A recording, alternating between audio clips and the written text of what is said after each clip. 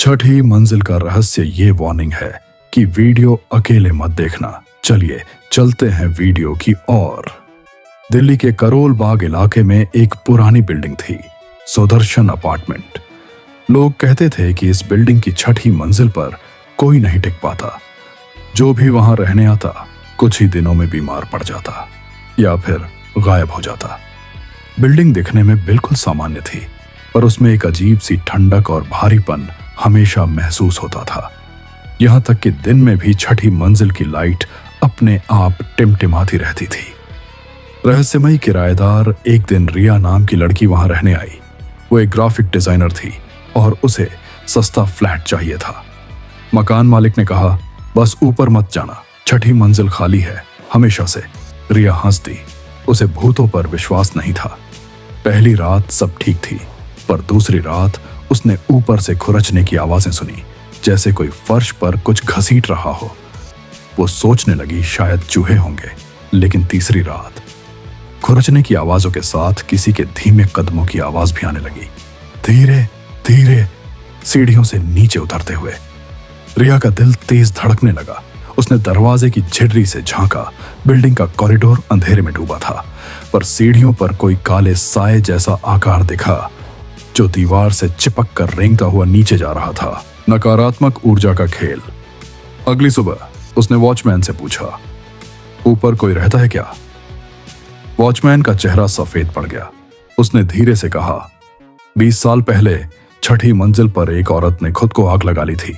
तब से वहां अंधेरा रहता है और जो भी वहां जाता है कुछ उसका हिस्सा बन जाता है।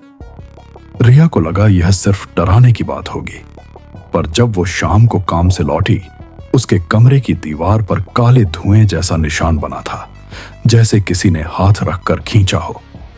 उस रात वो सो नहीं पाई। करीब 2 बजे फिर वही आवाज, धीरे धीरे ऊपर से कुछ फर्श पर रेंगता हुआ नीचे आ रहा था। वो डर के मारे दरवाजा बंद करके बैठ गई। तभी उसकी लाइट बुझ गई और पूरा कमरा अंधेरे में डूब गया। छठी मंजिल का दरवाजा सुबह उसने तय किया कि वो सब देखेगी। वो सीढ़ियां चढ़ने लगी। 5वीं मंजिल तक सब ठीक था। जैसे ही वो छठी मंजिल पर पहुंची, हवा ठंडी हो गई, सांसें भारी लगने लगीं। सामने एक दरवाजा था, आधा जला हुआ, दीवार पर जली हुई हथेलियों के निशान थे। उसने दरवाजा खोला।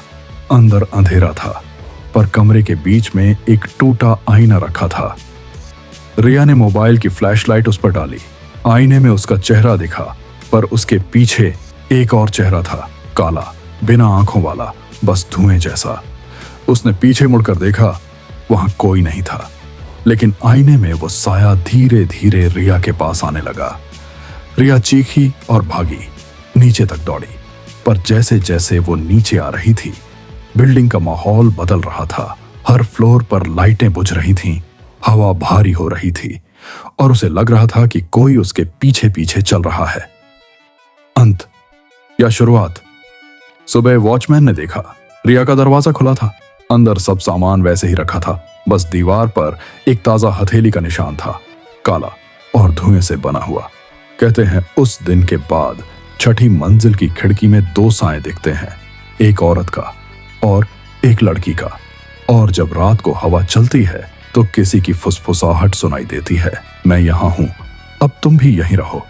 कहते हैं सुदर्शन अपार्टमेंट आज भी बंद है, लेकिन रात में उसकी छठी मंजिल की खिड़की अब भी कभी कभी अपने आप खुल जाती है।